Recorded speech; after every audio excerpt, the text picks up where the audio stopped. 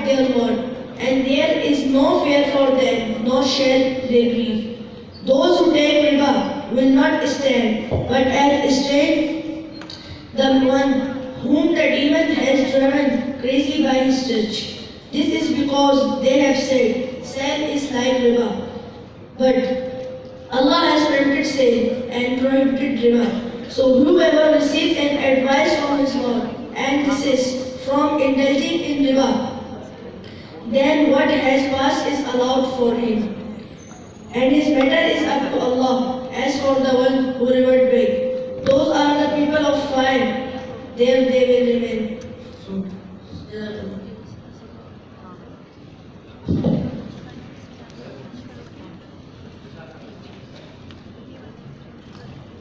MashaAllah, it was Hassan Umar who started today's session with Islamic. Ladies and gentlemen, I'm sure all of you are aware that this is the second World Islamic Finance Forum. The first one was held 1.5 years back in 2016, and that event was a real success, and that success tempted the organizers to go for the second one. I'm sure there on the first day, but for the benefit of those who missed the first day, just to recap, yesterday was a very busy day. Started with a full power session in the first half with special addresses by Mufti Pakistani Sahib, His Excellency Sheikh Ibrahim Khalifa, who was the chief guest of the evening, and advisor to finance, Mr. Corporate Cost 5. Then there were 10 papers which were presented during the day, along with a couple of panel discussions, and it ended around at 6 o'clock. Today, Alhamdulillah, we are again seeing a very busy day with some useful discussions and some very powerful panel discussions. To start the day, we have a keynote address, and for that keynote address, I'll be requesting one of our honorable delegates from Malaysia, Professor Dr. Azmi Umar. Dr. Azmi serves as the President and Chief Executive Officer of INSEEF.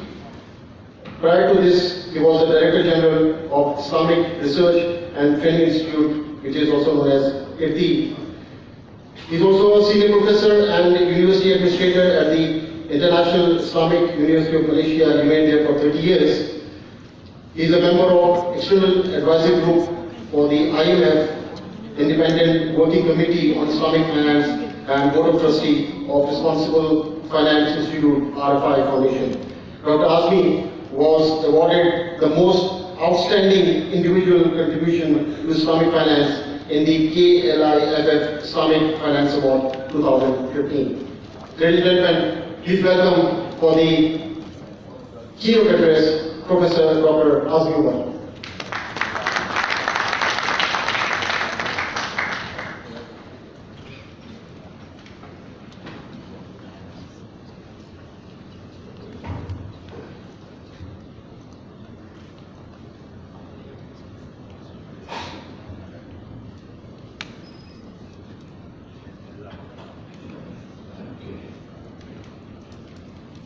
Bismillahirrahmanirrahim. We shall say we have keynote speakers. Let me just read the fellow keynote speakers. We have also this morning Dr. Mukhtar Ahmad, the Chairman of Higher Education Commission, my good friend Dr. Zahir Islam, the CFO and Vice President of IDB. Ladies and gentlemen, Assalamu alaikum wa rahmatullahi wa barakatuh. First, let me thank the organizing committee, particularly the IDA, for inviting me to share my thoughts on the topic and the theme of the conference today. I have some slides presentation, but I'm not sure whether it's coming out or not. Do we have the slides? Okay, it's just 1 minute for the slides to come out. But let me just introduce my institution for some of you who are not familiar. INSEEF is a university established by Central Bank of Malaysia If you look at central banks of Malaysia, no other central banks in the world established a university. It was the idea of the then governor of Malaysia, Dr. Zeti, who established in 2005. In 2005. So it's a dedicated university focusing on masters, PhDs, and Chartered Institute of Islamic Finance. So it's a focus on Islamic finance education. And now we are changing a bit to take into account the global development of halal industry. And we have incorporated a number of changes to the curriculum. As mentioned earlier on, I was with Islamic Development Bank for almost 6 years as Director General of Duty and joined INSEAD late last year. So let me go to the topic that we are looking at. As you look at the development of Islamic finance, these are all quite familiar to you. We look at the assets of Islamic finance, and the asset is about 2.4 trillion now, and expected to be 3.78 trillion by 2023. So as you can see, Islamic finance is growing very fast globally. However, if you look at the bigger picture, the halal industry is even bigger than Islamic finance. So Islamic finance is only a component of the halal industry. It's only a component. So if you are talking about serving the Islamic finance market, we are only serving only a segment of the market. Okay? Current estimates of Islamic halal industry is about $9 trillion. So Islamic finance is only about 2.2 or 2.4 trillion dollars. So that again, there's a lot of room for expansion. Why am I saying this? Is that, see, when we talk about Islamic finance and we talk about halal industry, we should be looking at end-to-end, or what we call from A to Z, the whole complete value chain. We cannot be talking about producing halal goods and yet financing is done by conventional system. So we cannot talk about logistics of Islamic finance, and yet the financing is still on the basis of conventional system. Hence, we should be looking at the broader picture and how, as Muslim economists, try to utilize Islamic finance for the global halal industry. So that's my initial thoughts. So let me go on to another point, which is what are the situations now that we can see? Okay? If you look in particular context, there's a lot of convergence between Islamic finance and the ethical industry. As mentioned earlier on, one of the bodies I'm involved in is called Responsible Finance Institute Foundation. It's a membership between Muslims and non-Muslims. What we want to do is to find the convergence and to promote Islamic finance through the ethical, responsible finance approach. So in this way, you are not talking about serving the 1.6 billion people in the population in the world, but we are talking about serving the rest of humanity using ethical finance, using Islamic finance. Secondly, as we know, the benefits of Islamic finance is that there are benefits to Islamic finance through financial stability. As we know, Islamic finance is stable, it is good for the economy, good for the industry, and good for the planet. Hence, we talk about the third component, which is educating on the benefits. What are the benefits of having Islamic finance? All of you are quite familiar. I think one of the issues that we can talk about is the issue of diversification. If you are managing conventional funds, you talk about having Islamic finance is one way of diversification. Hence, in this way, people will be able to invest more, having different perspectives, different markets. Secondly, Islamic finance gives you efficiency. And third, of course, it brings into the area of what we call financial inclusions, which means that Islamic finance can bring Muslims into the financial sector. Let me talk a bit about the value-based intermediation. See, if you look at the current challenges facing Islamic finance, one of the criticisms of Islamic finance is the issue of, like yesterday's discussion, people don't see the difference between Islamic finance and conventional finance. A lot of criticisms about Islamic finance is there's no difference between profit and markup or interest rate. This has been going on in a couple of sessions that I see in many countries, especially in countries where they have just started to implement Islamic finance. But what we are trying to do in Malaysia particularly, the central bank has introduced a term called value-based intermediation. What do you mean by value-based intermediation? In the Islamic communities, we talk about maqasid al-sharia, Islamic financing on the basis of maqasid al-sharia. This is no longer in the context of halal or haram, but whether Islamic finance generates benefit to society. So the value-based intermediation that we are talking about in the context of Malaysian market initiative, which I will share later on, that is going to be promoted globally, is that what we're saying is that Islamic finance must create value to society.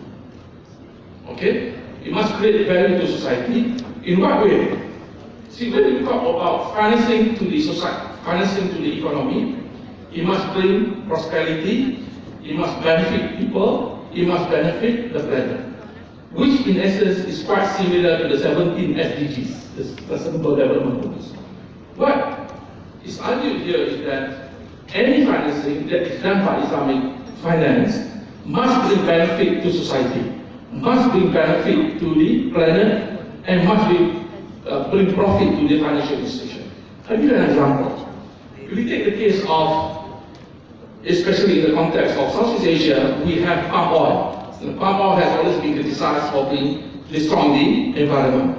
But imagine, in the context of Malaysia, the bulk of the economic growth is driven by palm oil. So if we talk about Islamic financing not being able to finance palm oil, then it will be a major impact to the economy.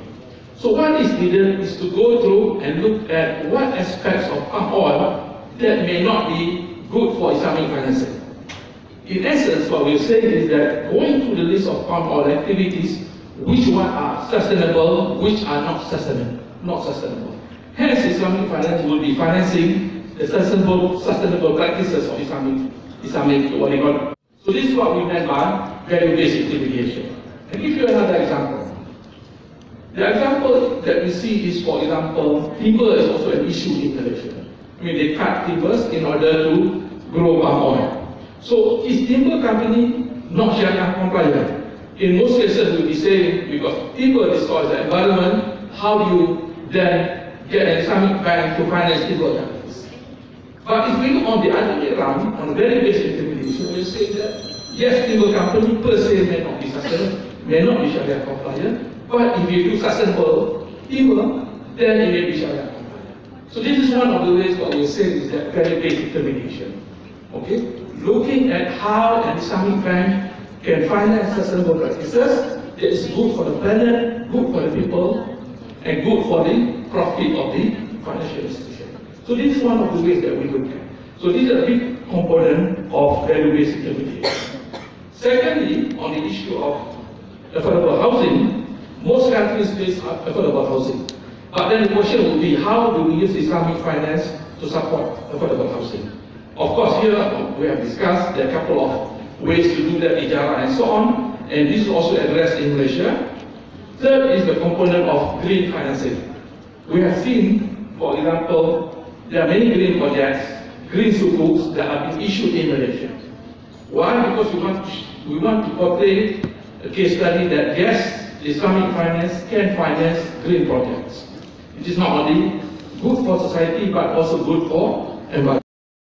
And finally, we have Islamic microfinance or Islamic social finance. In Malaysia, about 2 weeks back, we have a conference on wakaf and blockchain. Okay, wakaf and blockchain.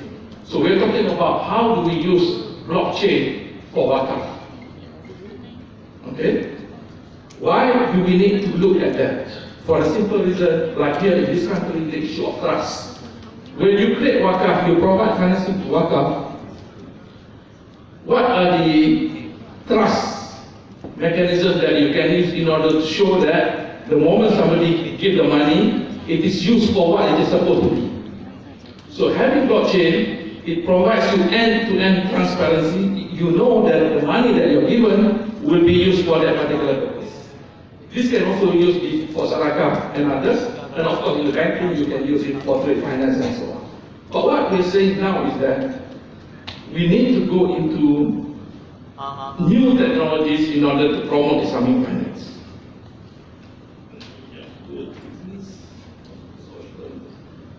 Okay, let me just end up with the last point that I want to talk is about this. Okay? So one of the things that we see, especially in the context of Malaysia, is that fintech has developed to a large extent for the conventional space.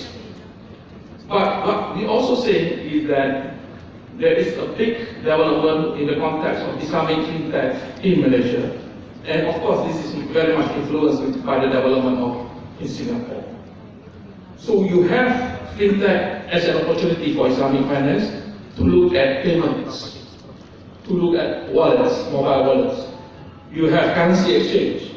You have, of course, Islamic fintech. You have crowd lending, crowdfunding. You have KYC, know your customer. You have comparison sites. You have insurtech. You have remittances, artificial intelligence, and finally marketplace. See, my view, my perspective on the development of Islamic finance in the future is that bank will face major challenges. Bank will face major challenges. Why? Because most of the activities of the bank will slowly be reduced through the emergence of fintech companies. We are seeing this in Malaysia. For example, if you want to get financing, you don't need to go to a bank. You can get from a crowdfunding company. And these are Sharia compliant companies. If you want to have remittances, all of these are available through fintech companies. If you want crowdfunding through WIFF, it is available. You want to do zakat crowdfunding, it's available.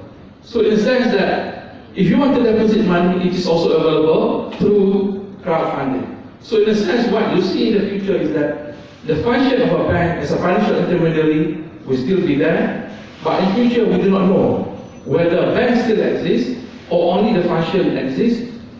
All the other activities are taken by non-bank institutions. I'll give you one simple example, is the example of Alibaba. You know, Alibaba manages about $120 billion. It manages $120 billion daily. Is it a bank? No, it is not a bank.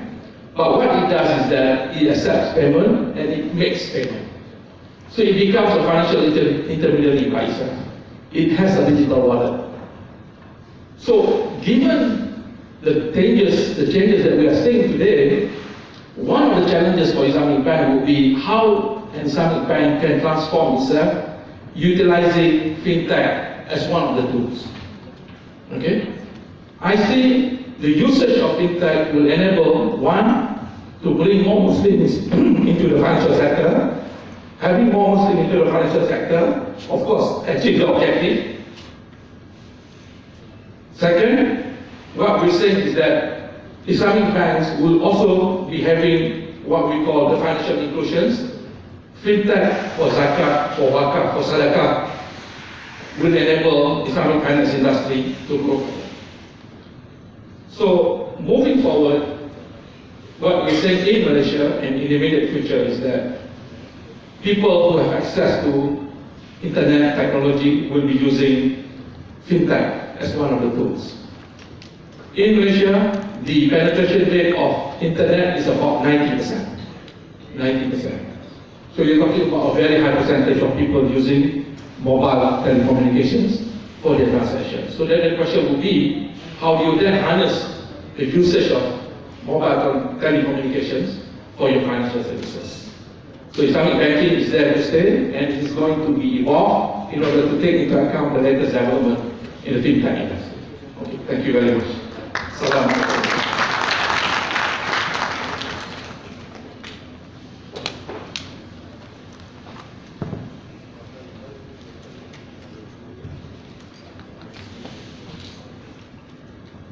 Thank you, and Jazakallah, Professor Dr. Asmi for a very useful talk. I think the punchline of his address was that Islamic finance should move towards providing value to the community, to the society. And I think this would be detailed and will be discussed in detail when we go for the panel session. Ladies and gentlemen, and now we move towards our second keynote address, and for that we have with us another eminent personality. We have with us Dr. Mukhtar Ahmed, who is the Chairman, Higher Education Commission. Dr. Mukhtar Ahmed is a PhD from University of California, USA. He has been the ATC Chairman, Executive Director since 1st February 2013. He previously served as Deputy Director General of Islamic Educational, Scientific and Cultural Organization in Rabat, Morocco. Ladies and gentlemen, please welcome for the second welcome address of the day, Dr. Mukhtar Ahmed.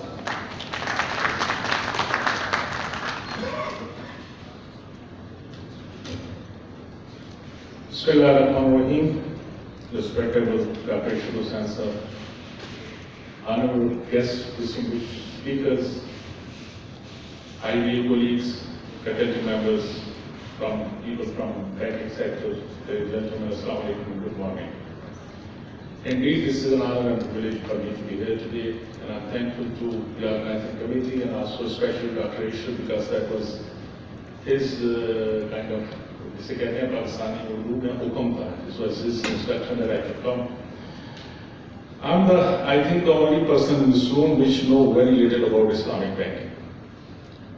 So I will talk the common person's perception about Islamic banking and what we are expecting and what we should be doing.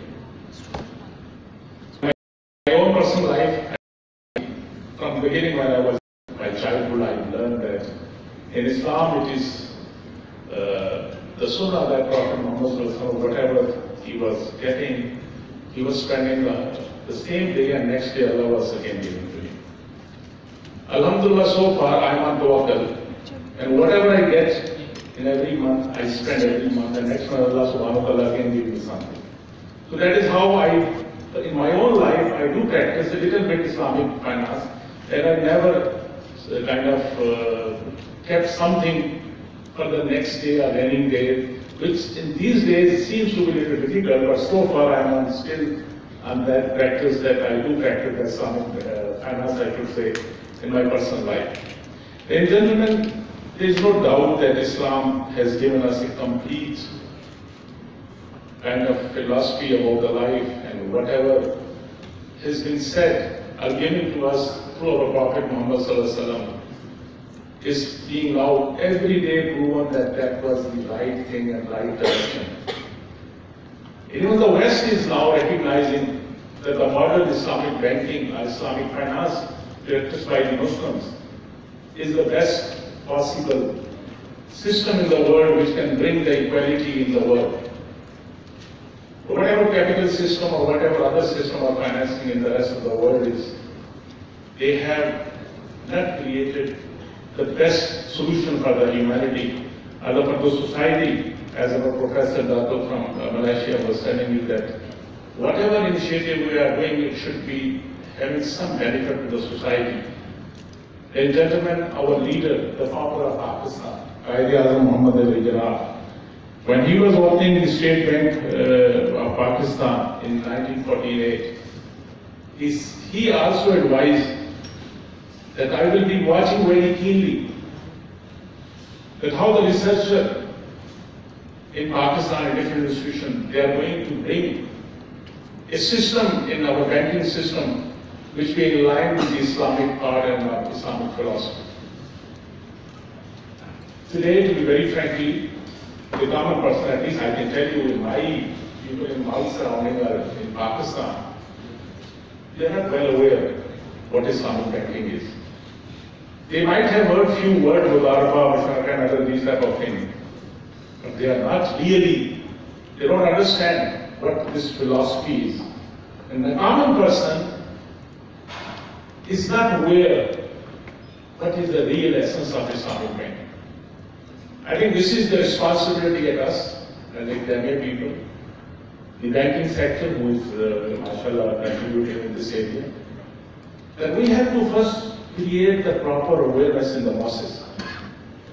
We do we are familiar with Islam, Islamic banking, but the real essence of this system is not well kind of understood by the common person in this world. And especially Pakistan, I can tell you about Pakistan or a few other countries where I visited. And I think this is the time that our researcher, our education institution, they should play their role. With the help of the expert and the banking sector, they should come forward and make it so easy that common also get benefit of it. The second point I will share with you my personal perception about Islamic banking is, I think we have to also, our banking sector also need to diversify the product of Islamic banking. I've only seen few of them, and I myself I tried to see about a loan, car loan, a house loan, and a few other things. Other than that, I have not seen many. I may be naive, but I have not seen in the real sense that a good product which other commercial banks are forwarding. And we should also not be shy of using Islam or Islamic finance thing, basically. I think we have to compete on merit with other systems. And we can only compete when our researchers, they will bring real empirical data and they will put on table the real impact of these Islamic financing thing, which have benefit not only for everybody, but mainly for the society, which is the basic essence. So the third point I will try to just convey that I think our researchers, and especially banking sector, need to ensure that whatever initiative, whatever products, share with you my thoughts that I think this is a time a collective effort should be done in Pakistan in this field where academia, the banking sector, and government of Pakistan, they should join hands, they should come up with a real effort so that we should encourage this sector to flourish in Pakistan. I met with the CEO of Nizam Bank, I believe he was sitting here, Mr. Group. And I think as commercial banks do the corporate social responsibility, you should also come forward, and other banks, similar banks, they should come forward and they should put resources in real research. Where academic institutions like IBA or other, we have LUMS, we have so many other institutions which can work together and they can complement each other, they can join hands. And government is also willing to kind of put some resources there so that we should come up with the real impact-based research which can have impact on the system, which will improve the awareness, as I said, the basic common issue I think in Islamic banking in Pakistan is the awareness, the common perception about Islamic banking, and the clarity in the common person life is the main issue, and I will be more than happy from my institution that we will support you if we can join hands, and I think this will be the best way to help us. So we should achieve this ideal in Islamic banking in Pakistan, which is of course at the end of the day, this is the way forward that we should work in our life. We should be away from this which is not good, and it was said that Rasool khate hain, wo apne bhai ka murda gosht khate hain. So I think enough these things, and thank you very much, sir. I'm doing this honor. And I wish you good luck, and I hope that mashallah, this much collective wisdom will help us to suggest few doable things at the government level, at our higher education institution level, HGC level, and also to our institution like IBA and other institutions. And I assure you once again that we, whatever possible resources are required, will support this good idea, and inshallah hope to see this sector flourishing in Pakistan in days to come. Thank you very much, ladies and gentlemen, for listening.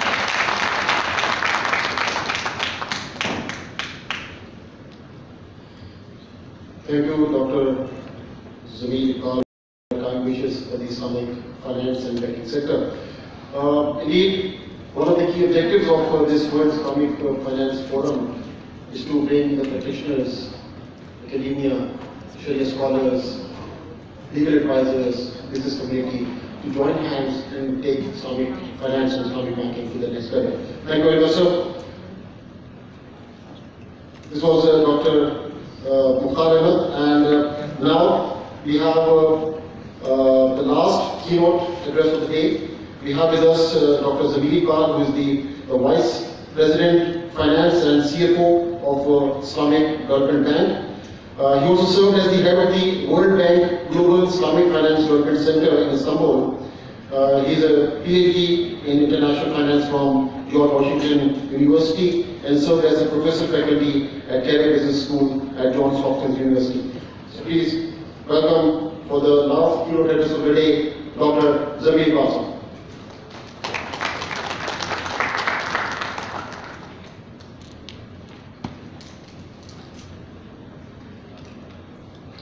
Bismillahirrahmanirrahim.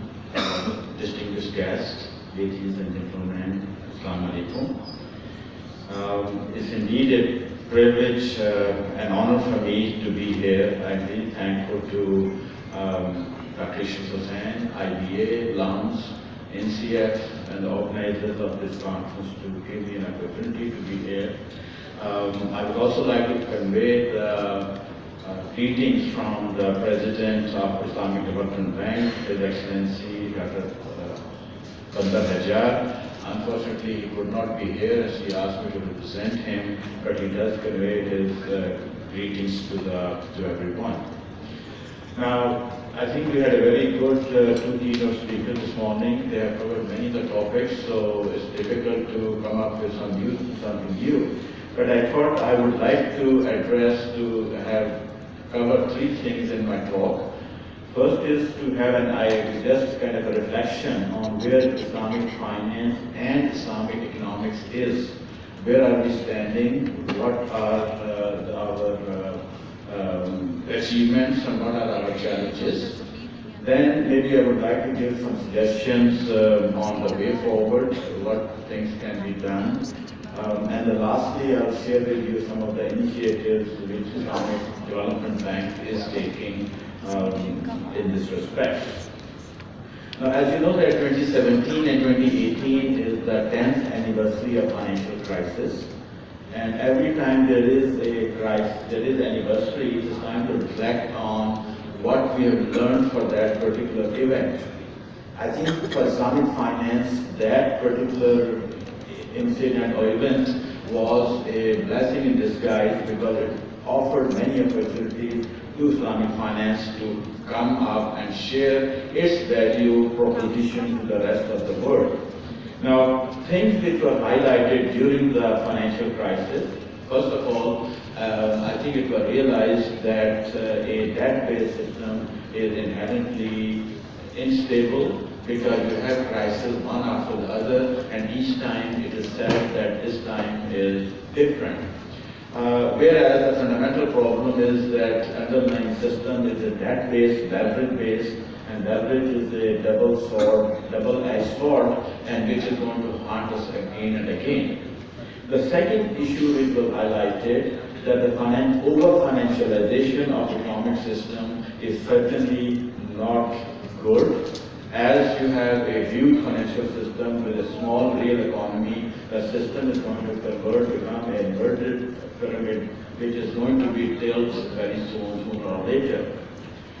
The other third major lesson was learned that there was serious governance issues, and those governance issues raised the ethical component, the ethics of the leaders. Ethics of the leaders who run these financial institutions, and whether they were motivated by the greed or they were motivated by they had some other motives.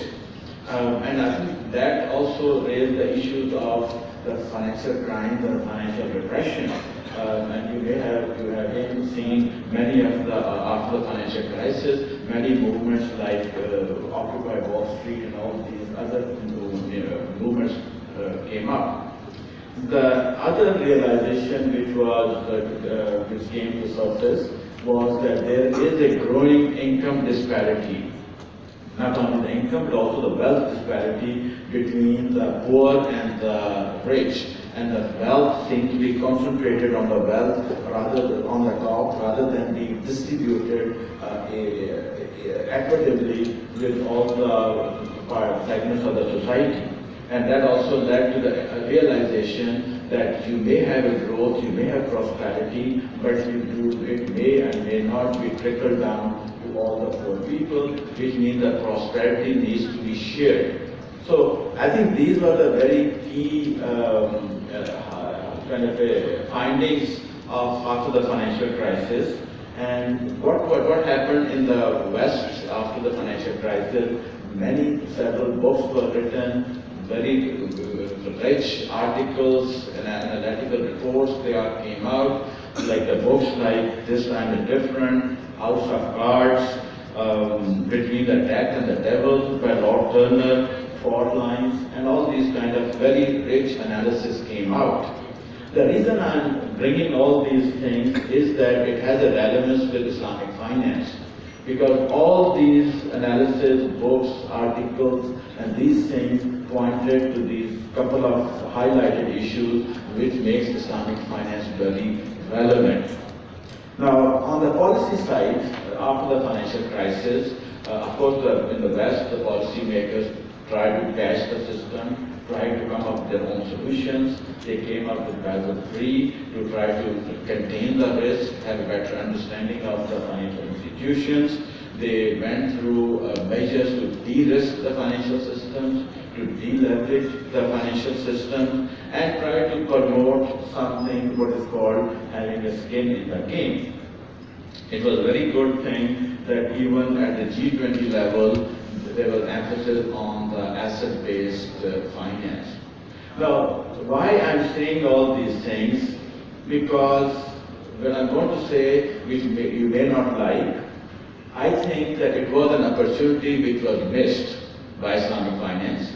I think these were all the highlights which were a case to make for Islamic finance to say that how Islamic finance can fill these gaps. How we will be this system which can be replaced by a system which is much more stable, much more ethical, much more equitable, and it can lead to sustainable economic development. So the issue here is what happened in case of Islamic finance. In case of Islamic finance, yes, initially people wrote a couple of books on financial stability, on the risk sharing. A couple of very nice articles came up, all this thing. But the issue, what was happening, that on the policy measures, on the policy maker side, there was not much appreciation of Islamic finance. So which means all that effort of the academics and all these issues being pointed out were basically ignored by the policy makers. Except one or two countries, none of OIC countries took very serious efforts to develop Islamic finance, despite knowing that, that Islamic finance had many of the benefits. So in that case, I think this great opportunity for Islamic finance to come to the international arena was missed very much. And just to give you that, I could hardly recall any good article on Islamic finance coming in a top academic journal. Yes, there were books, there were articles, but could not make an imprint, could not make a case very well. So I think that opportunity is missed. Now, at the same time, the policymakers did not take any kind of measures. Another example I can give you that, as you know, that at the turn of the millennium, the Millennium Development Goals were basically agreed upon. The target was to halve the poverty by the overall, the world was able to achieve that goal and bring the poverty by half down by 2012 or so. But however, when you look at OIC countries, in the OIC Muslim countries, that target was not met, which means that Millennium Development Goal was not met. Similarly, after the MDGs became the Sustainable Development Goal, SDGs, and SDGs, unfortunately, the progress is not very good. And same way, I believe that the policymakers are not realizing the potential of Islamic finance to the development. Now, what do we do going forward? I think there's another opportunity which is knocking at the door, and which Islamic finance should not miss, and I think that is the digital disruption. I think Dr. Azmi has given a very good assessment of how the digital finance can help promotion of Islamic finance, but I think that is even a bigger opportunity than the opportunity we had after the financial crisis. And the reason I give you a very simple way, that one of the key elements which is different between the risk transfer system, which is a conventional debt-based system, versus the risk-sharing system, is the information asymmetry. All the classical economists, everyone agrees that if in a contract information asymmetry is reduced, in that way, the equity contract or risk-sharing contract would be superior to a risk transfer contract, and there's no doubt about it. So that's where the digital finance can come and remove those information asymmetries. For example, if you look at the concept of smart contracts, which has very strong enforceability, much more standardization. If you look at the big data that we already have is so much information on the borrower and the lender, and the information can be processed in a very short period of time, that reduces information symmetry. Smart contracts reduce financial symmetry. The third is the blockchain. The blockchain itself concept removes the intermediary and brings both the peers on the same platform. So given these smart contracts, big data, and the blockchain is in fact a natural fit for creating an ecosystem for Islamic finance, which is a risk-sharing system. Here I want to give you an analogy which may or may not fit, very well. I'm sure most of you have your laptops, and you will see that many of the laptops have something called Intel Insight. That Intel Insight sticker tells you that the brain power in this computer, they may call them Islamic, may not call them Islamic, but they will be Islamic because they could be Islamic given where the industry is going. So I could envision a system down the road, if proper steps are taken, that you have a financial system which may not be called Islamic finance, but it will save the Islamic finance insight, which means the core underlying, the engine behind insight is the principles of Islamic finance. I hope we live to see that day. My message is that I think another opportunity is knocking at the door, and we should not miss like the previous opportunities.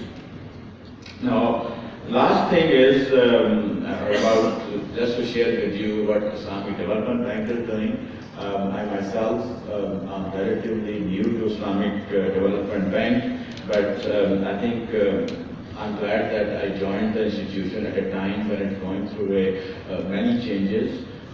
We have under the leadership of new president a new vision. He has announced a 5-year plan, which is all MDBs are facing pretty much same problem, that their exposures are quite high, and the capital is limited, and the member countries cannot support. So we have to rely on other sources. So we want to be, IDB wants to be a developers bank. We want to develop a network of developers, whether those are the policymakers or NGOs or these are any stakeholders. We want to bring them all together, and so collectively we want to work on the achievement of development and sustainable development in the long run. We believe in partnerships. We are forming partnerships with all the development stakeholders and try to bring them together. We also are very believe that Islamic finance's current being as practice is not true to its essence. We hope to bring innovative products which are more close to the essence of Islamic finance. We also believe that one way of bringing the many of OIC countries which are lagging behind to the development, promote the development of science and technology.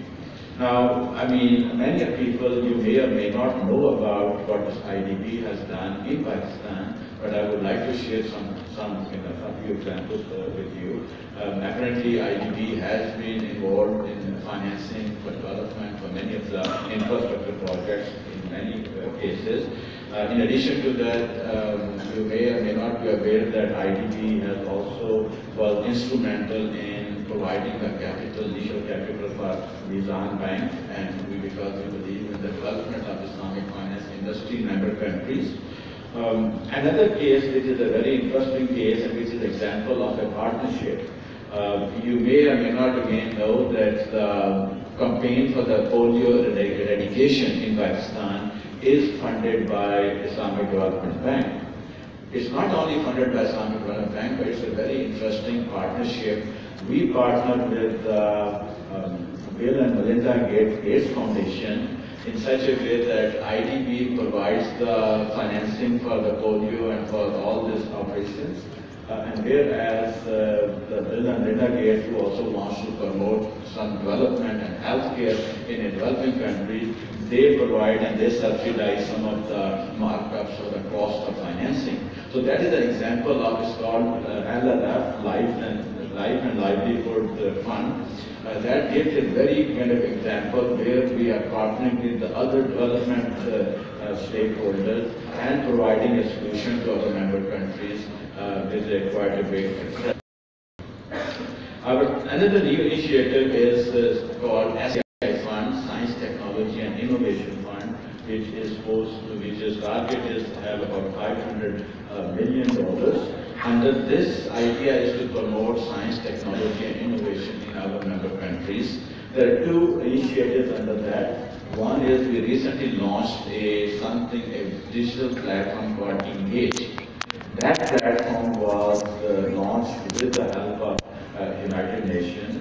And idea is that this digital platform will provide a marketplace, a place to bring the developers together, whether it be the policymakers, or it be the borrowers, or the lenders, or the researchers, or whatever. It will bring them together. It will provide a hub for all those who share knowledge, share technology, it will also serve as a matchmaking, and especially in the area of social sector, water and sanitation, healthcare, environment, and so many of these things will be, we hope that by providing this platform, we will be able to bring expertise from what we call south to south cooperation, and also be able to bring some knowledge transfer from the knowledge from west to the OIC countries. The other initiative which we have is called Transform. That Transform is served as a promoter of innovative ideas. Idea is to provide some seed money to many of the SMEs, the new entrepreneurs, to the youth, so to bring them all together. So we believe that with all these initiatives, we will be able to bring development to our member countries, especially to our OIC Muslim countries, in a very strong value proposition of an ethical, responsible finance, which will be beneficial to not only Muslims but all humanity. However, I think just having a theory does not help us to take us to our goal. There need to be much more serious efforts made by the policymakers, by the stakeholders, to make sure that this potential is realized. And I think digital finance is another knocking at the doors of the Islamic finance industry. Indeed, if you look at the growth of the Islamic finance industry over the last 2 decades, you've seen that the Islamic finance industry crossed the $1 trillion mark in 2009, and then the size grew to $2 trillion in 2014, but then you saw a slowdown coming up in 2015, 16, 17. After a double-digit growth, we've seen a slowdown, single-digit growth. And as Marshall Goldsmith says, what got you here won't take you here. So probably we need to look at some new opportunities, some new way of doing things, and so that we can move forward. So thank you very much, Dr. Zamiri Pasa. And now it's time for a small ceremony memento distribution ceremony, for which I would request Chairman Chief IBA, Dr. Ishaq to please present. And lastly, Dr. Zamiri Pal, CFO.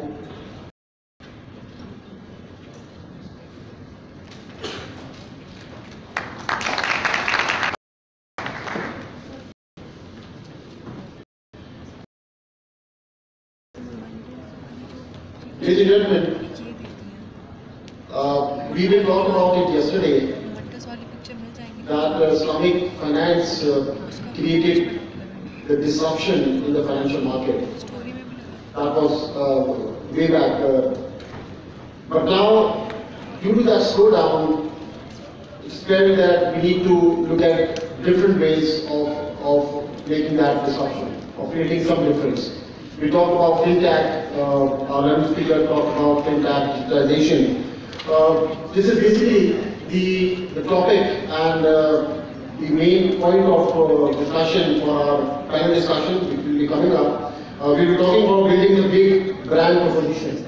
And we see how we can do that through creative disruption, through product innovation, targeting the 87% non-Muslim population across the globe, and creating 1 million jobs over the next 12 months.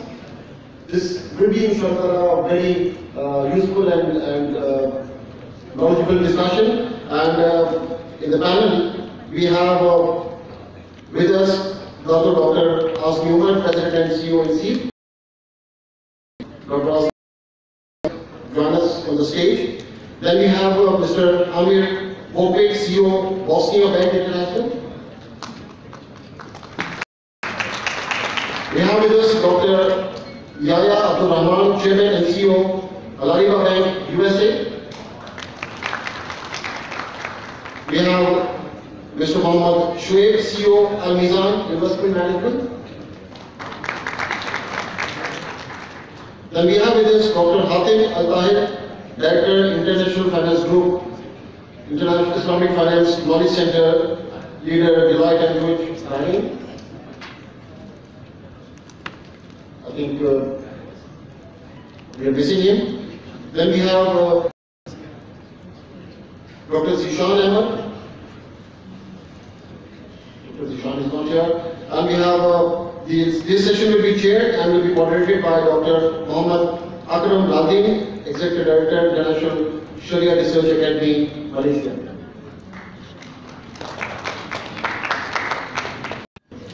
Bismillahirrahmanirrahim. Wassalatu wassalamu ala rasulillah wa ala alihi wa sahbihi ajma'in.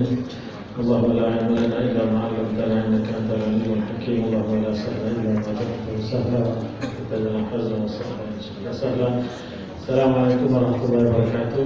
Very good morning to as we know that the penetration of Islamic, the asset of Islamic finance now more or less 1% or even less than 1%. You see, we still have the 99% on the other side that we have to target them, how to bring them on board in Islamic finance, and also creating 1 million jobs over the next 12 months. And I think the disruption that we are experiencing nowadays, particularly with this technology, you see, is really a challenge to us. We do not do business in the conventional way that we used to do in the past.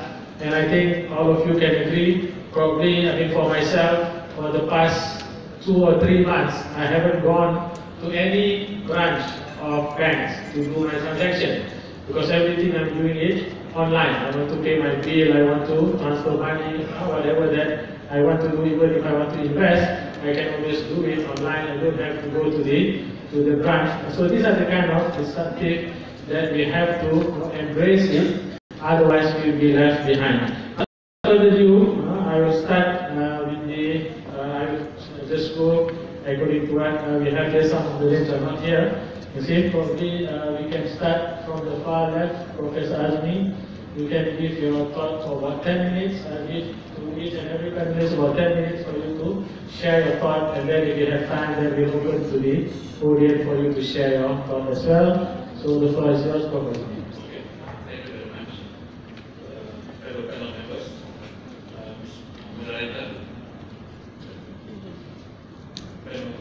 Speakers of today's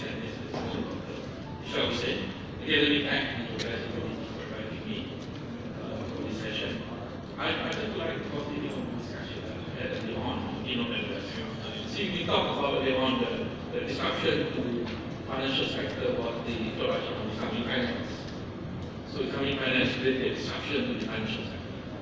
And now we have the birth of digital application. I wouldn't say fintech alone, but fintech is one of them.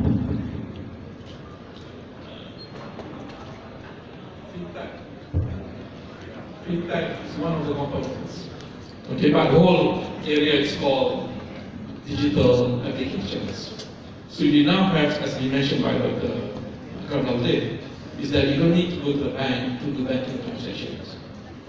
So what we see in the future is that, or even now, is that banking transactions tend to be very simplified, very easy. You do not need to go to the bank to do banking transactions. For example, in a number of countries, what you have is that everything is done through online. So which means that this is a great disruption to the financial sector. It makes those transactions cheaper, simpler, more efficient. See, I would like to go back to what we are saying, particularly in Malaysia and to a certain extent also Singapore. See, in Malaysia now, because of the introduction of fintech and digital applications, we have a whole range of financial services based on fintech.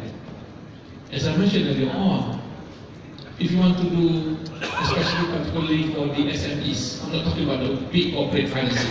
Big corporate financing, you still need a bank to do that. But if you talk about SME, or even to the extent of Mudarabah, you can both Islamic as well as the commercial space, you have applications that are available to SMEs. If you need to have mobile wallet, yes, there is a mobile wallet. You can pay, you can receive payment through mobile applications. And these applications, mind you, are started not by banks, but by non-banks. Okay, now telecommunication companies are also providing digital wallet. Of course, you know the largest one is, of course, the Alibaba from China. So now, banks are just about to enter into digital wallet. Telecommunication companies and other companies have even started earlier than banks. So which means that now, banks in Malaysia are late starters to the digital wallet. Innovation does not come to the bank earlier. It's by the other small companies, they came up with digital wallet and they are the fast movers. Banks are just about to follow suit. Some have already started with, at least 2 or 3 banks have started with digital wallet. So what you can see is that the digital disruption sometimes does not come from big banks, but come from small individual, group of individuals who are innovative, who come out with new innovative ideas and produce them. Okay, so we have digital wallet. We even have, of course, currency exchange. You want to exchange money, you can get a better rate than a money changer, for that matter, from a bank. I mean, I personally, I don't go to a bank to exchange money. I go to these fintech companies that provides you a better rate to change money. Or for that matter, for example, the comparison sites. In Malaysia, if you want to get financing, you can go to digital applications, generate through to tell you which bank provides you the best rate. For example, if you want to borrow to get financing, for example, to buy a house, you just put the value of the house and your credit information. It will give you the best bank that will give the rate to you. So the cheapest rate. Or if you want to deposit money, placement, short-term placement, let's say 3 months, 6 months, that application will give you the best banks that provide the highest return to you. So you don't have to go and call the bank, everything is all online applications. No. So that kind of simplicity that is given to the customers. Insurance, the same thing. We have Takaful that are about to be established. Robo-advisors means that if you want to choose the best stocks, you don't need to call your revisors or brokers. Robo-advisors will do for you. You put in the criteria what type of stocks you want, Sharia provide what kind of dividend, it will come out with a list of stocks that are available for you. So in the sense, what you see now is the introduction of digital application makes life easy for consumers, makes life easy for bank customers. But what are in the implication? The implication is, we talked just now on the issue of what we call creating several million jobs. I'm worried about that. Because what I see is that, especially in the banking sector in Malaysia, both conventional and Islamic banking, the banks have been reducing the number of employees. Okay, the banks have been reducing the number of employees. A week ago, I read in South Africa, one bank has shedded 3,000 employees because of the digital applications that's been employed by the bank. So in Malaysia, only certain skills of bank workers are required, which means that not for everyone. Bank employees must have specific skills, then they will be demanded. If not, they're going to be asked to leave the banking, and that's what happened in the banking industry in Malaysia. So which means that what will happen?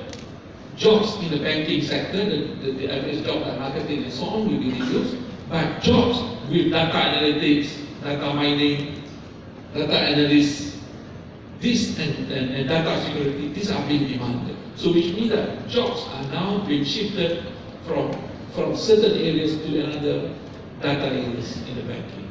What is the implication to a university, for example, like me? Because the rest are bankers and so on. To a university like ours in SIF, we were, as I mentioned, we were established by the Central Bank of Malaysia, being a dedicated Islamic finance university. So to us, given that we are working in the finance industry, we know that jobs in the finance industry is shrinking, but there are jobs in the finance industry that are expanding, like data analytics and so on, as I mentioned earlier on. So what we're doing also, we are changing our curriculum, taking into account these changes. We are creating fintech innovators from our students. So we are establishing innovation labs. We are establishing what we call it, entrepreneurship with technology in our program. So in order to take account not only in the banking sector or the financial sector, but we are also taking into account the halal sector, as I mentioned, because we need to serve halal sector through Islamic finance.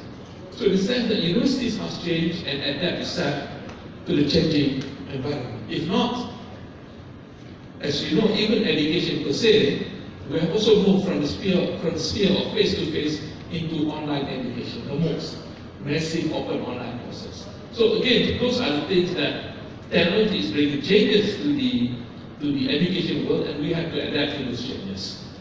Then the other part is the issue of what we call the unicorn.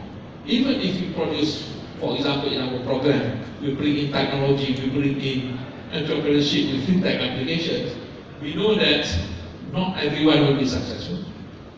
There is no Google all the time. There is no Facebook all the time. You may get a few companies that are unicorn, but again, in the Islamic space and the Islamic finance space, we do not have that many. So which means that the opportunity for bright young people, and I count myself very beyond that, but for bright young people to be innovators, to come up with new things, to serve the Islamic finance market as well as the halal market. I think there are many opportunities in this market. It requires bright young people from different parts of the world to work on it. I consider the development of a country may not be correlated to the innovations that are coming out from the country. I give an example, as most of you may know, M-Pesa comes from Kenya. People always refer to M-Pesa Kenya as one of the great innovations in remittances of money. And Kenya is not known for high technology companies, a high technology country, which simply means is that innovation can come from anywhere in the world. It need not be from countries with high technology, but so long as people are innovative and there will be a good ecosystem. So that's why in the context of Malaysia, government is providing that ecosystem.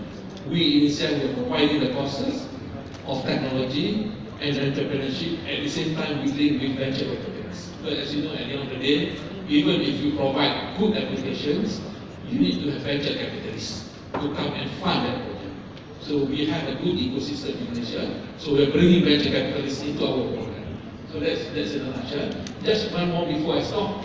I forgot to mention that INSEAD is also about to establish an alumni chapter in Pakistan.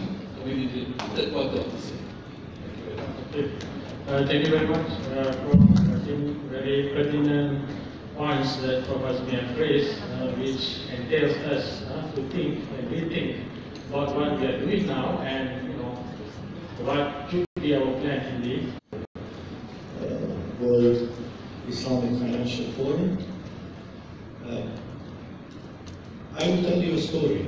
A big brand proposition for building an Islamic bank in a country that does not have Islamic banking law, that does not have regulation, that does not have market who understands Islamic banking, that does not have professionals who can implement Islamic banking, and starting in a time where Islamophobia is quite on the rise, and also having competition of around 30 banks, all very big European banks like Unicredit, Raiffeisen, Intesa San Paulo, Sberbank from Russia, all the big giant banks from European Union, 30 banks in a market of 3 million people. Very competitive, very competitive. How competitive it is, I was just reading before coming here now, banks offer housing rates in Bosnia on, let's say, 10 or 15 years with the price fixed interest rate around between 2 and 2.5%. So in that kind of a market, building a brand of Islamic banking is really, or was a challenge. So we had to go through a very, we definitely could not go through a red ocean strategy, we had to go through a blue ocean strategy. And in Bosnia we have a population which is 50% Muslim, 50% Christian. In that environment, we are the fastest growing bank among the Christians and the Muslims.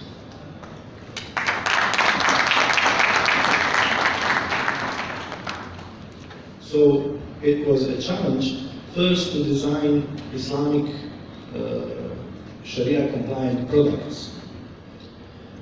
And that was the first thing which we did. We had to design Islamic banking products which have to be in accordance to our law, which does not recognize Islam. And there is no chance that we need to change the law. We tried it, we went 2 times to the parliament, we had a majority, but it was vetoed because there's a Croatian or Catholic Christian party vetoed this 2 times in the upper house. In the lower house it was passed, and then they have ability to veto, they vetoed both times. So there's no chance. We tried introducing it through the Conservative Party and the ex-Communist Party, the Islamic Banking and Finance. Only ones who did were people like me who studied in Malaysia with Dr. Azmi, International Islamic University. Few of them had some basic knowledge, some very basic knowledge. This group gathered around, and then we gathered with the professional bankers. We came with the products. Secondly, we had to organize trainings. We had to teach because we had our staff to be taught in Islamic banking. So we organized our own academy. We have our own academy. Then with this academy, we launched a master's program in Islamic banking and finance together with the State University, which is government university, and Bolton University in UK. So we started an MBA program. Then we had around 50 professionals who went through this master's program in Islamic banking and finance. And then when we teamed up, we developed a product, we teamed up a team, we had to go and do the public education to the market. we had our own, we have our own TV show. We have our own space in all the media, especially the media going to, our target market was Islamic, and then national, and then all those companies that are trying to do business with OIC member countries. This is how we segmented our market. So we went to the media that had access to these categories. We established our own TV shows, we have our own radio show. So Islamic banking has its own radio show in Bosnia. We have our own TV program. We have our outlets in all the written media.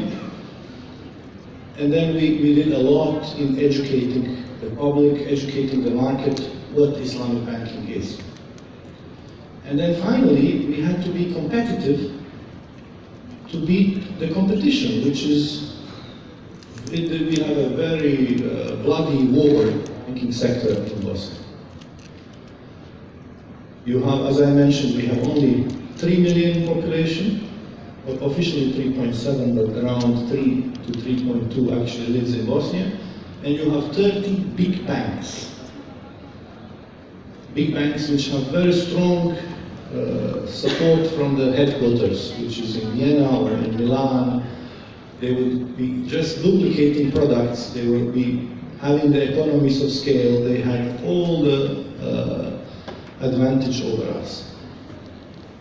In that, what we did, we created, under the bank's umbrella, we created the private chamber of commerce. We created the chamber of commerce of all our corporate clients, and we tried to open new markets, new doors for them. So suddenly we saw that we have a lot of Serbian and Croatian customers, companies that are actually trying to access markets, to export to Turkey, to export to Muslim world. We organized, like a chamber of commerce, we acted. Secondly, we tried to source cheaper sources of funds. We approached the World Bank, we established a project with the World Bank. We designed a project for them to support the SME industry in Bosnia. We approached the Turkish government, and with cooperation with Ziraat Bank, we established a special line to support the return or job employment in the areas which are being affected negatively by the crisis of the 90s in Bosnia. We established 2011, 2012, we entered the market when the interest rate at that time were in conventional banks around 7 to 8%, we offered financing 3 to 4%. Suddenly we had everybody joining us. The Christians, Muslims, communists, doesn't really matter. We gave new value for them. Actually, an Islamic bank, which was quite small in size, affected monetary policy of Bosnia, because we started attacking blue chip companies with half the rate of the market rate. So the big banks had to follow us, so they had to reduce the rate. So the interest rate in the Bosnian market actually went substantially down. Then we approached local governments, and we established special relation with them, also providing subsidies to companies in remote areas of Bosnia. Again, we reduced the rates significantly.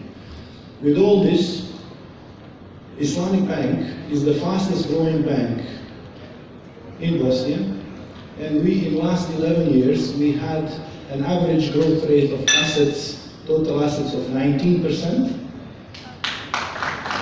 We had an average growth of financing book of 24% per annum, and we had an average growth of actually 22% of financings and 24% of deposits. Average growth rate for last 11 years. So, in the same time in technology, we had the most effective and most innovative mobile banking in the market, which is created in-house by the Islamic Bank. So, alhamdulillah, we succeeded and we are happy to be part of the global Islamic banking industry.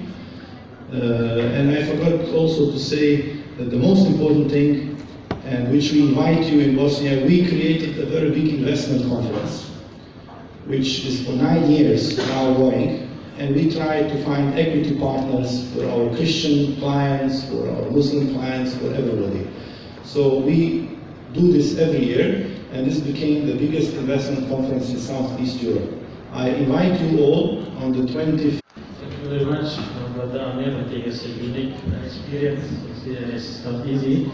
I think for our brothers in Bosnia particularly, within the different environment, between the different constraints that they have, and we pray that Allah subhanahu wa ta'ala will make things easy for them, inshallah. So next, I'm going to Dr. Yahya for you to share your thoughts with the audience.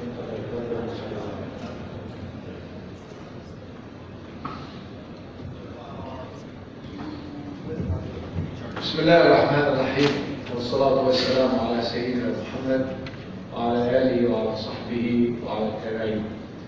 Can you hear me clearly?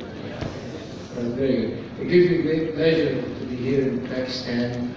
The last time I was here was 23 years ago. And it's wonderful to be back to the source of the popularization of riba-free banking in the world. Matter of fact, when the England scholars wanted to learn about finance, they brought in bankers, and because the advanced research was done in English in Pakistan, those bankers spoke English, and the body of regional development of riba-free financing was in English because of the contribution of Pakistan. To go anywhere in the world, you will find Pakistanis working in riba-free financing.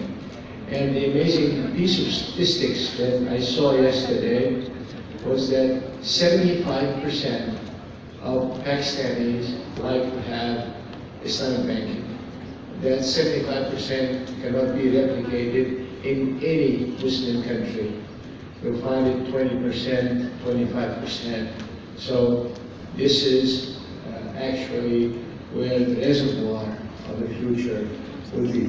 I've been asked to speak about how we can take the next bold step. Of course, we've talked about fintech, but everybody else is doing fintech. As a matter of fact, we are followers in fintech, not originators of and innovators of fintech. Fintech is going to be a standardized thing because Citibank, Chase are spending billions of dollars on it, and we don't have the resources that can match and beat them in that game.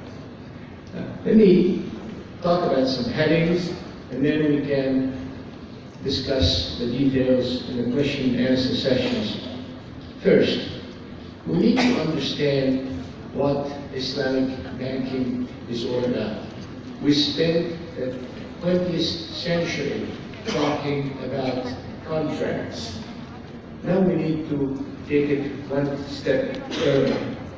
We need to have a simple and easy definition of what riba is, because it's not one.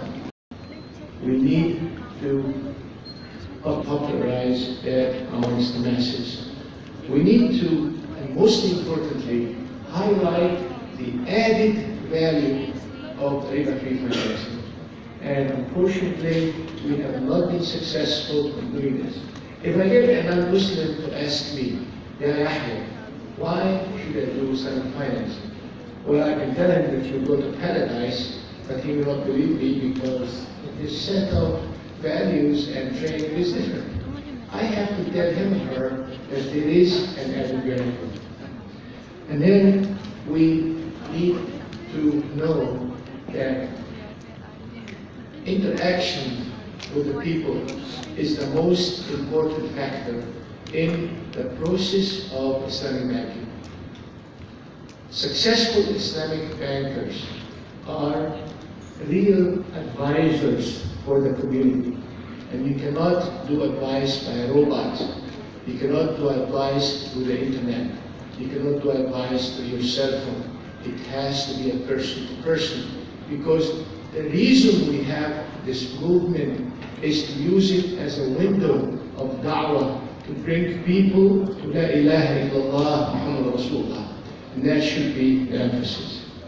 The second thing that I want to speak about, we need to bring to bear a riba-free monetary system, which means that we have to have a central bank that operates riba-free. And there are so many meanings for that. And then we have the side which we'll be hearing about in fintech. Oh, you can do things on the cell phone, you can do loans, you can do crowdfunding, you can do blockchains. Fantastic, that's fantastic. But these are the tools that will help you enhance your relationship with the people. We have 1.7 billion Muslims, and we are singing to the choir of almost 1%, if I'm successful, of reaching using computers. These people need so many development projects that we need to go and use the resources to make a difference in their life.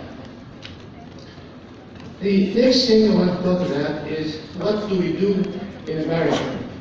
We use fintech in a hybrid way.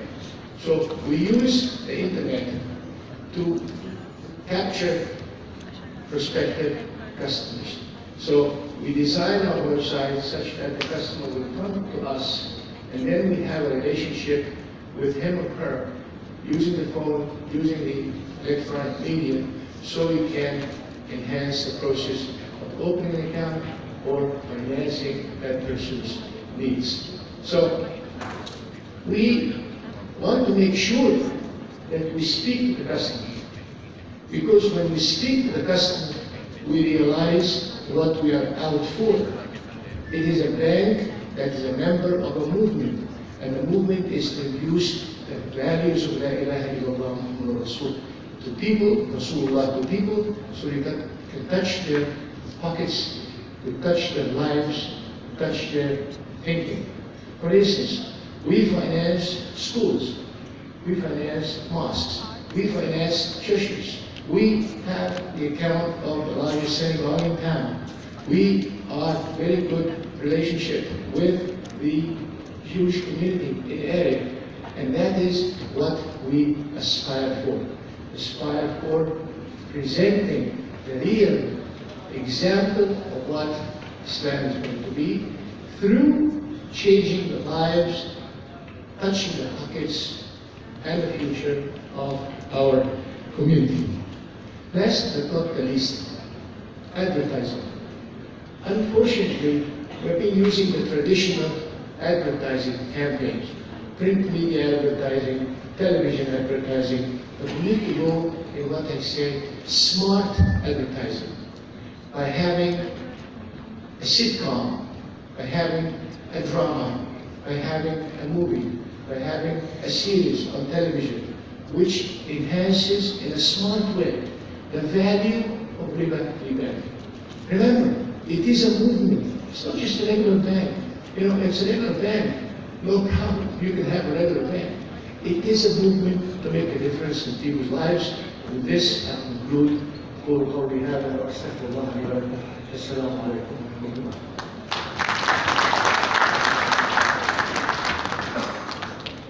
Jazakallah khairan to Dr. Yahya. It was a very enlightening speech that he gave, on how we have to emphasize on the added value to see on what we are doing. So moving on, I will invite Dr. Shuaib to give the talk.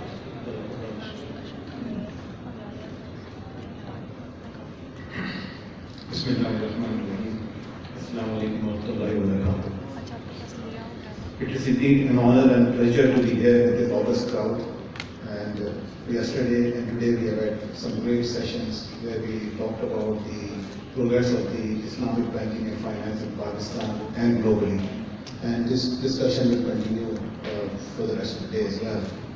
There was a lot of discussion about Islamic banking, and mashallah, Islamic banking is growing tremendously in Pakistan. From 2002 to 2018, in the last about 15 years, 16 years, the growth has been phenomenal, and the share of the Islamic banking in Pakistan has grown to about 13%. Yesterday, we also talked about some of the limitations and the handicaps which are being faced by the industry, and we saw that there is support from the Ministry of Finance, from the regulators, State Bank and SEC to further promote the development of Islamic finance in Pakistan. I would also like to highlight that basically there are three pillars of Islamic finance in Pakistan: the Islamic banking, Islamic asset management, and Islamic taqaful. As far as the Islamic asset management is concerned, mashallah, it has also recorded phenomenal growth over the last 15 years. And from 2003, when it was first time introduced in Pakistan, I'm very pleased to report that the Islamic asset management has grown from 0% to 41%. And we foresee that, inshallah, in the next few years, the share of the Islamic asset management will be over 50%. Now, certainly, there have been certain factors which have led to this growth, and one of the questions and one of the points that we are going to discuss today in this panel is how to move into the next level. Certainly, the growth in terms of size has been phenomenal, in terms of market share has been phenomenal. But what we see is that we have just touched the surface so far, and the total number of investors in the capital markets in Pakistan is very limited. Let's move from the domestic perspective to international perspective. And one of the topics for discussion is that how to target 87% non-Muslim population. Let's take a step back and look at some of the numbers which I would like to share. If you look at the global Islamic wealth under the wealth management products, which is owned by the Muslims, it is close to about $12 trillion. And this is based on one of the studies which was done a couple of years ago. So $12 trillion is the total wealth under the wealth management products which is owned by the Muslims. Out of that, we heard yesterday and today that about $2 billion is under the Islamic finance, which basically gives you the number of $10 billion. $10 billion of the Muslim wealth is not in the Islamic financial products. So that is a huge gap that we are looking at, and that we need to kind of come up with ideas and try to understand what are the reasons why growth is not there.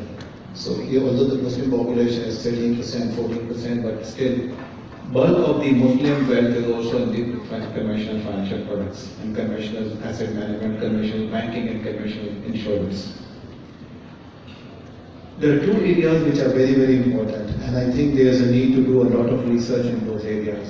One is certainly very simple awareness about the Islamic finance and Islamic capital markets is very, very limited, and I think that is something fintech can play a great role in terms of reaching the awareness and the outreach to the different segments of the population, both domestically and internationally.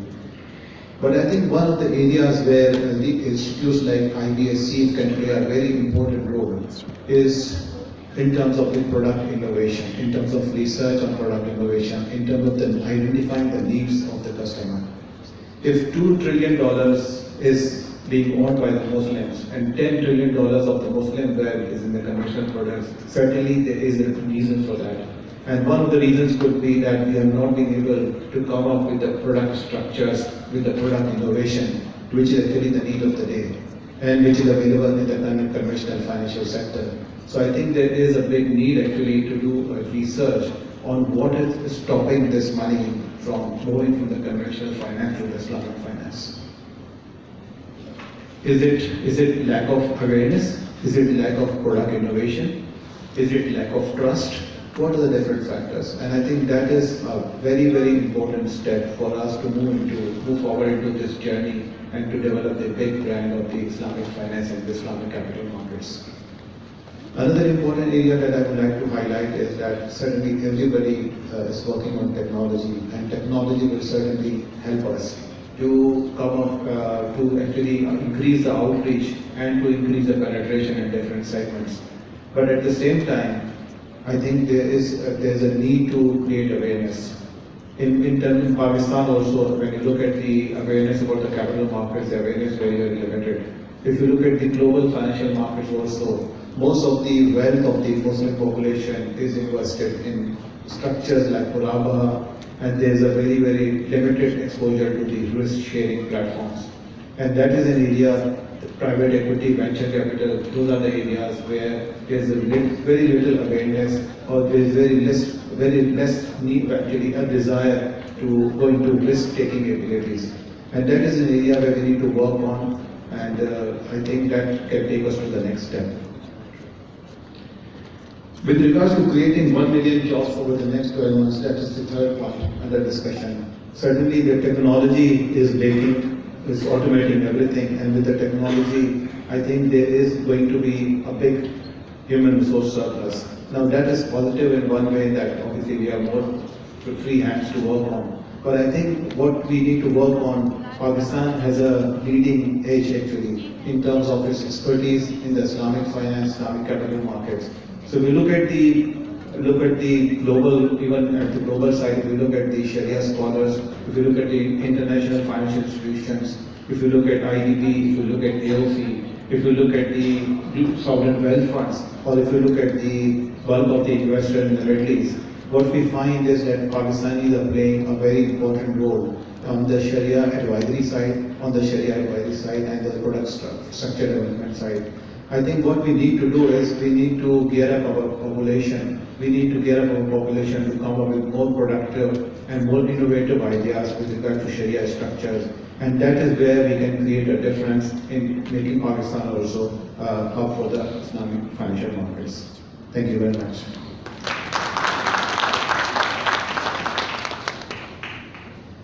Thank you very much, Brother Shoaib, for the outlook of what's happening in Pakistan, and I think sharing with us some data.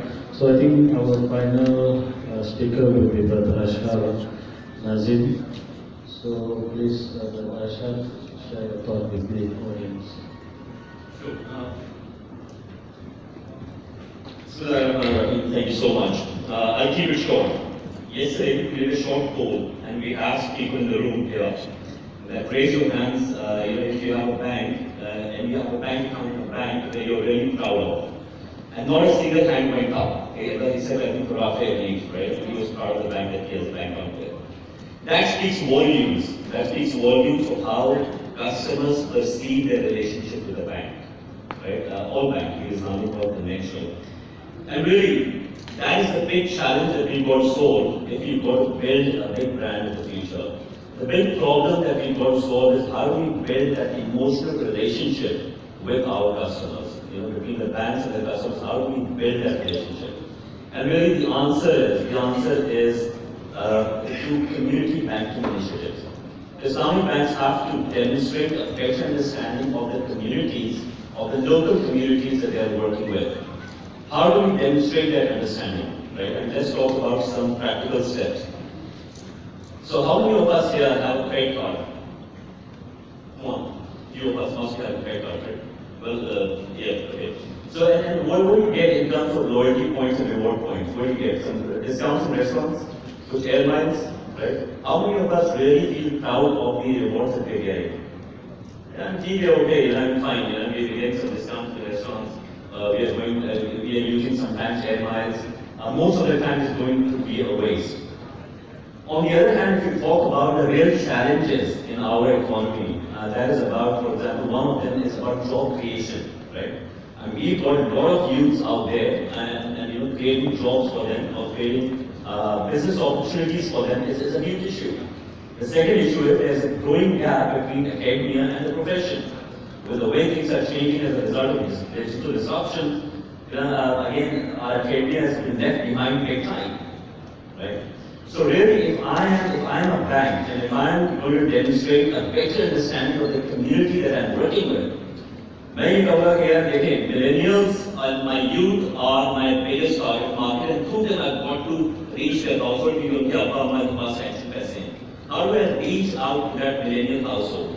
And if I were to design a reward scheme, I would be talking about here, how can I create a benefit package जहाँ पर I can offer X thousand internships, X thousand scholarships, discounts in universities. How can I create those corporate partnerships to bring those rewards? And therefore, if you are a black card holder, for example, with my bank, then you get, one of your household members gets a 3-month internship, for example, every year with a multinational corporation. Now, how much, do you think that's a compelling proposition? Do you think that's a compelling proposition? Yes, right? And that solves a huge issue. Right now, it's Sifarish and masters that are helping our kids get internships so that they can get into a better university, so that they can get a better job. So, the message here is really the mindset at the top has to change. As Islamic banks, we've got to demonstrate a better understanding of the communities that we are working in, and therefore create that higher income. Thank you very much.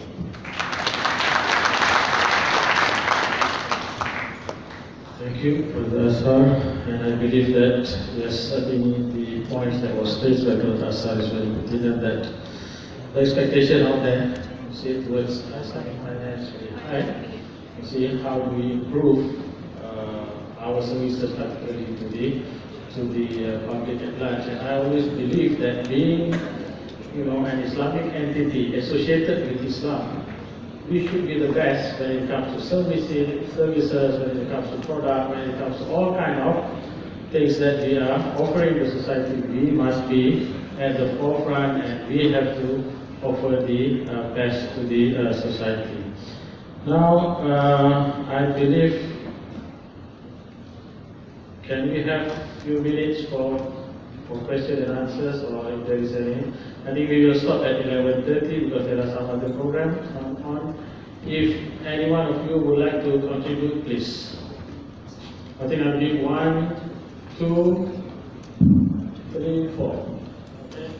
So we have 4 people. Assalamu alaikum. My name is Shabir Kazmi. I've been attending this conference. I was here yesterday. I spent almost the whole day, and since this morning I'm sitting here. One of the things which we have been hearing, that there is lack of information or awareness among the people. My request to Dr. Ishrat, who is Chairman Chief, is also that what can we do to improve awareness among the masses. And remember, masses are those people who are living in villages or small towns. 65% of our population lives in rural area. What should we do to improve awareness in the rural areas? Thank you. Okay, thank you. I'll take the questions and then I'll give the chance to the panelists to answer.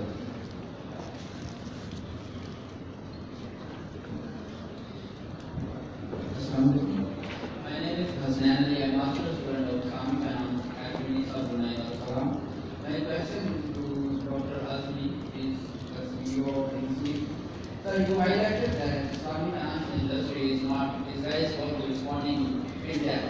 But if you see the academia, I have 4 books here in my table, and written by the Western and conventional financial experts and researchers like this, etc. Why we don't have books written by the Islamic financial experts so far on these topics? Why the academia is also very slow to responding in depth? Thank you. Okay, thank you. Yes, sister.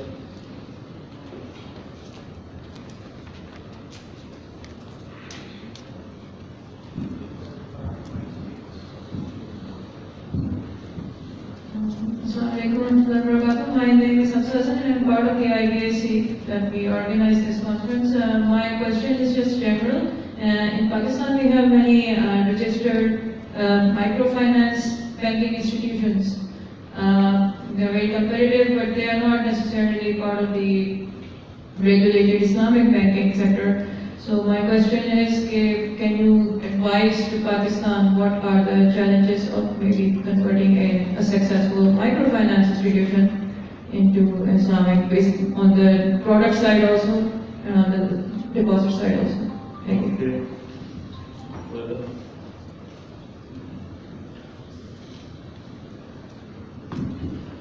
My question is Mr. Shoaib and Mr. Ashanazen, as both of you quite rightly pointed out, that the overall size of the finances which Islamic Ummah has a very small portion is being kept in the Islamic banks or Islamic takaful or even in the Islamic asset management. Similar is the case that Mr. Ashar also pointed out, but the thing and the fact as far as our country is concerned, around 70 to 80% of the population is totally unbanked. They don't even have bank accounts, what to talk of Islamic banks or even conventional banks. We surely do need to come up with some novelty products to attract those people as well. There is definitely, we want to push the people to come into the Islamic banking because of the riba, that's one thing. But there is a certain sizable portion of people who don't even have their bank accounts in the first place. So how we could attract them to come in the bank first place so as to then offer them services which would benefit not only them but as Islamic banking or finance industry as a whole. Okay, thank you very much. We have 4 questions. First is about awareness. Dr. Ishraf, you want to say something on that?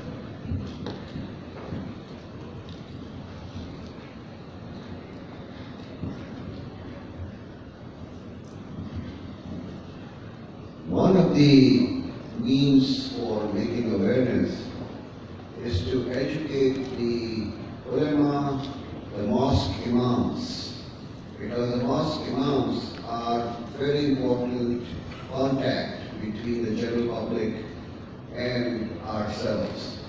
So what we have decided to do is to hold the seminars for these ulama, scholars, as well as the mosque imams, in which their concerns and their questions are asked, are being addressed, and we hope that they will go back and try to create awareness. That's the multiplier effect. We hope we will create this kind of awareness, because for any organization such as ours, we have limited resources. We cannot reach out throughout the country, but you use the intermediaries and who are quite powerful and who have a lot of audiences, and through this means we can go in, and I hope that this will work. Thank you very much. And I think just to add the point that was raised by Ishaq, I think one of the mechanisms that we have in Islam, that we have every Jummah, we have the khutbah. And when we use the khutbah, see, that is one of the means, I mean, for us to disseminate information about Islamic finance. I will get the panelists first to respond, then I will come back to you if there is time. Okay, okay, we have FinTech, Professor Lee, do you want to? Thank you very much. Just to add to what Dr. Shamsin mentioned here, in Malaysia, how they make it aware, people aware, is that they introduce the subject of Islamic finance, Islamic economics into the school curriculum, which means that secondary students from the age of 13 and above until 17, they learn about Islamic finance in the school. So by default, when they go out and go into the university, the first banking account they take is they want to open an Islamic banking account.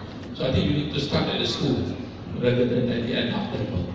Now coming back to the question of fintech, yes, fintech is something new in the Islamic world. If you look, there are not many books. But the good thing is that we are now talking about blockchain, smart contracts, and how to use this in the Islamic social finance. We are no longer talking about in banking. Because banking, I think we have quite a good solution using fintech. But now we are talking about how do we use, say for example, our sadaqah money, using blockchain technology to ensure that the money that we give is then used to the end beneficiaries. For example, we work with Red Cross, Red Crescent to develop a fintech application, INSEAD work with Red Cross, Red Crescent Geneva, to work to develop a fintech application using blockchain for the purpose of paying allowances to the refugees. Because if you look globally, 80% of the world refugees are Muslims. Okay, and we are not utilizing zakah, sadaqah, and wakaf for them. So how do we use this? One way is blockchain. We know that when we give money, that application will tell us, yes, it reached person A in this particular country. Rather than we give money, we do not know. The question of trust in Pakistan. So using blockchain, it can help us to resolve the issue of trust. Thank you, sir. Yes.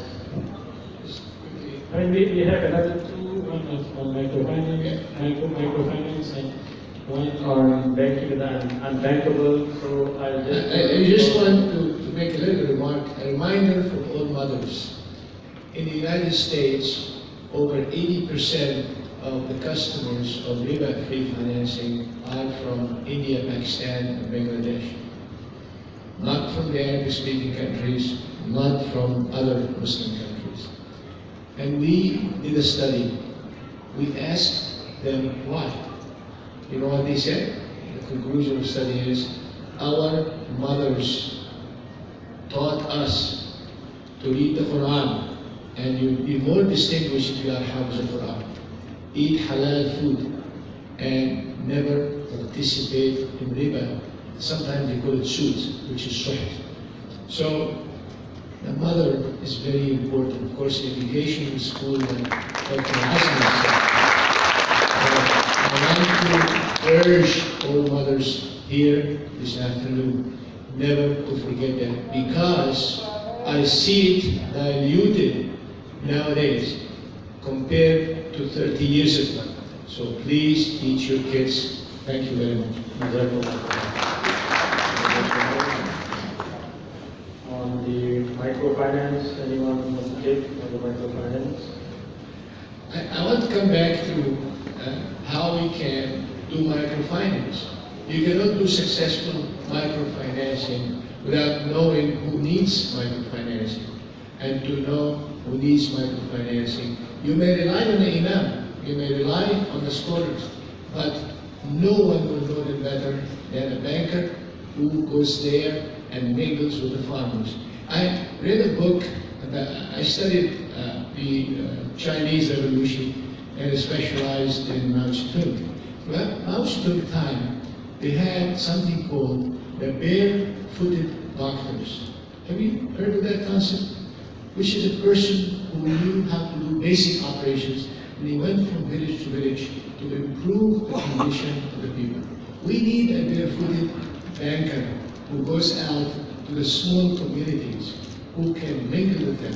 And he does it not because he must make money, but he or she does it because they have the passion of making a difference in people's lives, as a motion, as a movement, I mean. Islamic banking is not just a regular banking, it is a movement. Wallahi, it's a movement to bring better life, not only to Muslims, but to all people. And we don't call it Islamic and American anymore, because we don't call it to all people. We call it RF, riba-free financing, or ribbit-free financing in the Old Testament and the New Testament is called ribbit. So if you want to gain a reward from Allah subhanahu wa ta'ala, we can talk, we manage billions of dollars, we are doing growth of this much and that much, but then what have you done lately to those poor people that cannot find clean water to drink? In addition to the refugees, in addition to the many others. So I hope we will do something about it. أقول قولي هذا وأستغفر الله لي ولكم. There is a program which is started by somebody in Malaysia to use blockchain. You see, in the blockchain, and then it will be easy, you see, for you to keep track as well as do everything through the technology. And I think this is, moving forward, this is the kind of thing that we can do. You see, try to empower the technology in order to help the less fortunate segment of the society.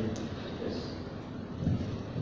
So on the topic of financial inclusion, let's be very clear in our heads. Next 15 years are going to be about integration, right? I mean, how does traditional banking business come together with fintech solutions? And Islamic banking industry need to very seriously consider how do we build the outreach in an accelerated manner, leveraging these exponential technologies as a result of blockchain and other exponential technologies.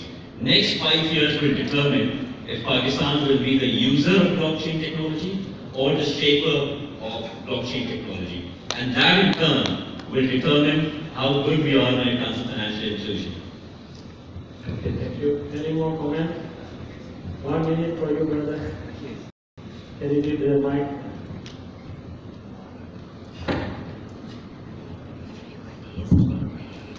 of all, I will say Hayyak Allah to all of you. And when we say Hayyak Allah means Islam is all about Hayat. It's all about giving life. It's all about giving the very concept of haram and haram. And I think this is what tells her what is halal and what is haram. And I think all these awareness are going to, supersede this very thing of the mother lab, where the son and the daughter is being taught what is haram and what is halal. And I would say Jazakallah khair for asking my question, and I wish I can get a copy of your book. So back to you, brother.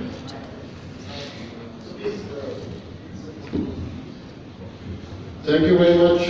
Indeed, this was a very important topic, very important area of discussion when we discussed about building the big brand proposition.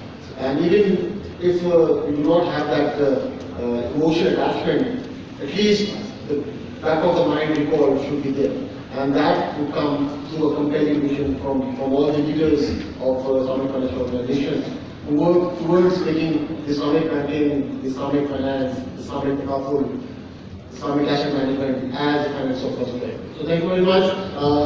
We are moving towards again the momentum distribution ceremony, and for that I would again request Dr. Ishaq Hussain to please help us in distributing the mementos to our. The first memento, Dr. Azmi Umar.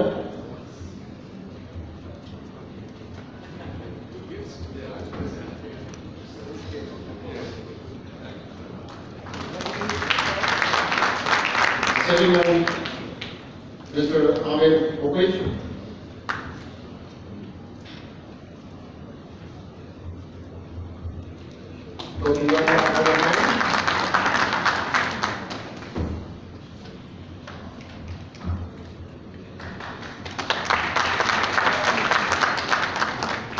Mr. Mohammed Shoaib.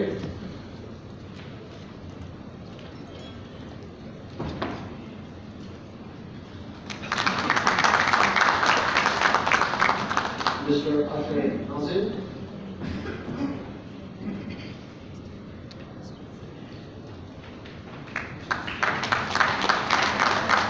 And finally, our session chair and moderator, Mohammad Akram Zabi.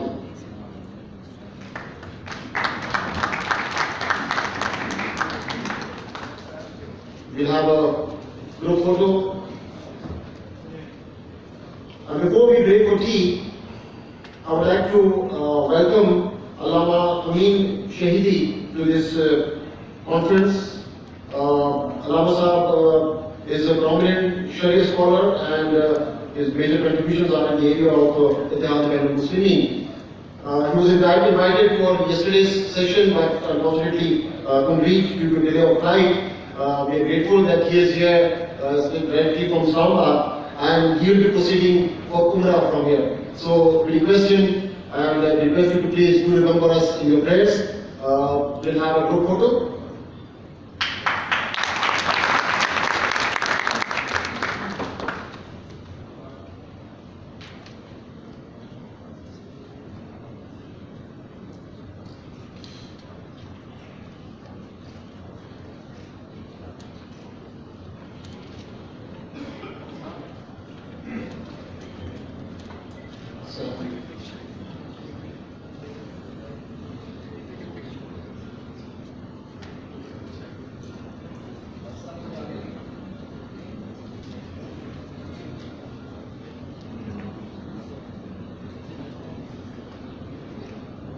Yes, sir, please. Yes, sir. Yes, please. Yes, sir.